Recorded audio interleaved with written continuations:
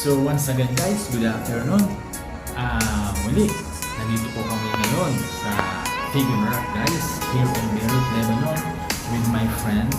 So this is the third time before we go here. And you see the screen, the tallest buildings are on my front. And that also guys, the people surrounding everywhere, walking, going to down to see the view, especially the Figure Rocks. Guys, you see, some of them are fishing from this corner. They use hook to catch the fish. So bali pala yan guys, meron dito boat. If you want to rent a boat by horse, you can also stand by here. Yan yung mga ating mga kababayan natin guys. Ang ganda nilang tingnan, lalo na guys. Bali pala ito yung daanan din ng airport dito na sa amin.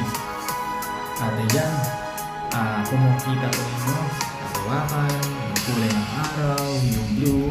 By the way guys, I will show you some renting boat.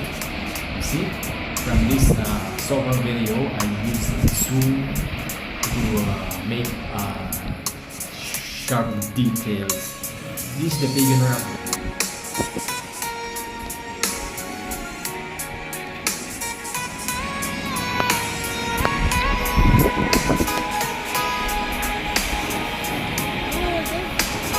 Oh, wait lang.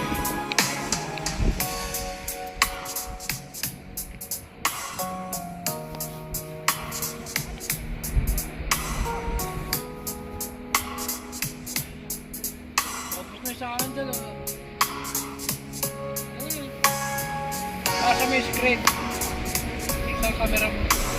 Ayun o, natatong